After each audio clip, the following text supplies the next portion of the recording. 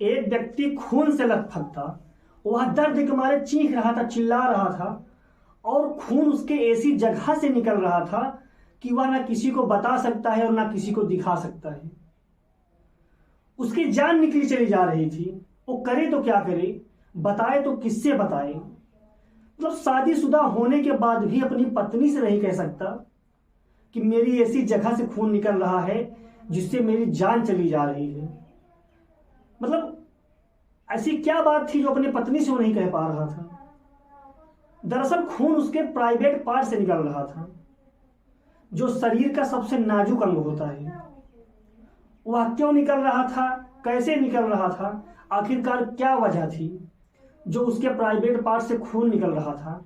अब खून उसके पूरे कपड़े पर, खून इतना भयानक निकल रहा था कि उसका पूरा कपड़ा भीगा हुआ था उस खून से। आदाब, नमस्कार, सत श्री अकाल दोस्तों, मैं नीरज शर्मा। आज आपको जो सच्ची घटना मैं सुनाने जा रहा हूं, यह उत्तर प्रदेश के कानपुर जिले की घटना है।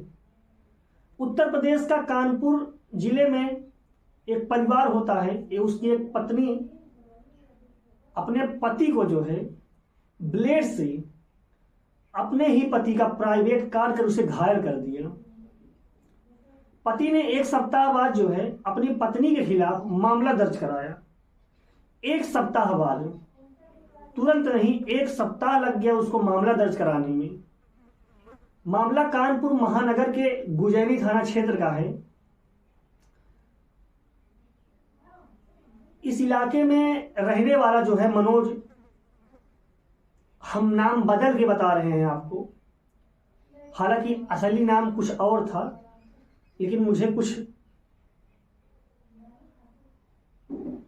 सोचना पड़ा, समझना पड़ा इस बारे में, तो हमने नाम बदल के आपको बताया। मनोज ने बताया कि 14 जून को उनका अपनी पत्नी से लेकर के किसी मैटर को वाद विवाद बढ़ गया, लड़ाई झगड़ा हो गया। उन्होंने बताया कि इस तरह का झगड़ा हो गया कि उनके बीच में बहुत ज़्यादा बहस हो गई, बहुत ज़्यादा तकरार हो गया।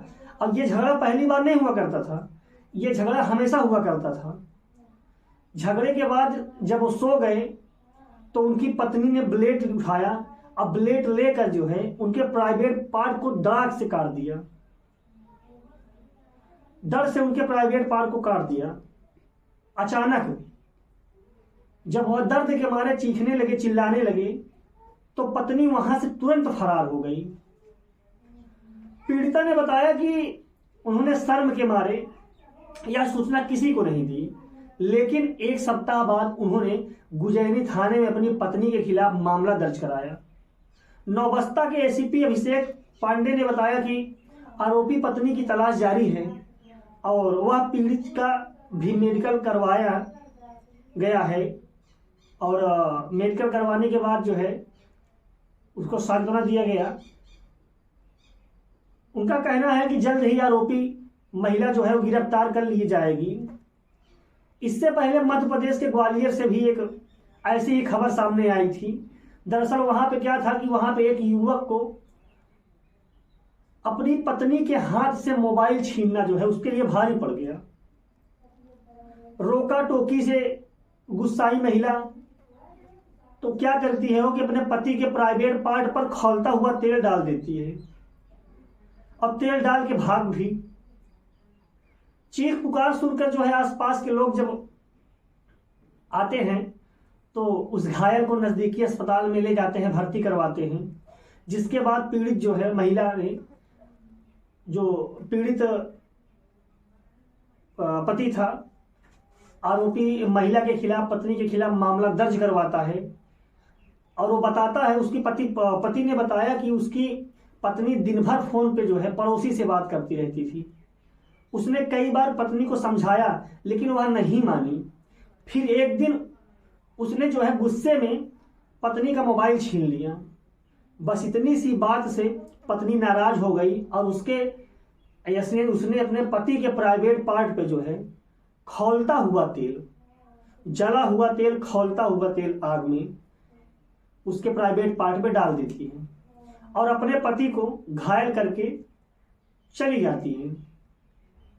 देखिए दोस्तों, लड़ाई झगड़ा तो हर घर में, हर परिवार में होता है, पति पत्नी के बीच होता है, ये अक्सर होता ही रहता है। लेकिन कोई पत्नी जाने इतने हद तक कैसे गुजर सकती है, इतने हद तक कैसे जा सकती है कि अपने पति के उस अंग को काट दिया, अरे अपने पति के उस अंग पर खौलता हुआ तेल डाल दिया जिससे उसके पति की जान जा सकती थी।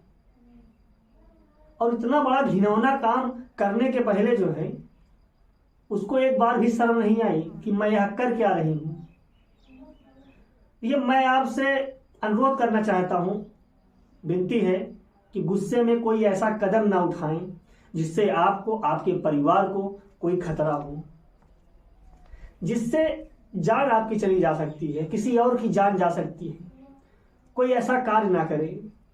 गुस्से को, आवेश को समझें, उसको संभालें, और आवेश में इतना घिनौना, इतना गंदा काम करना उचित नहीं।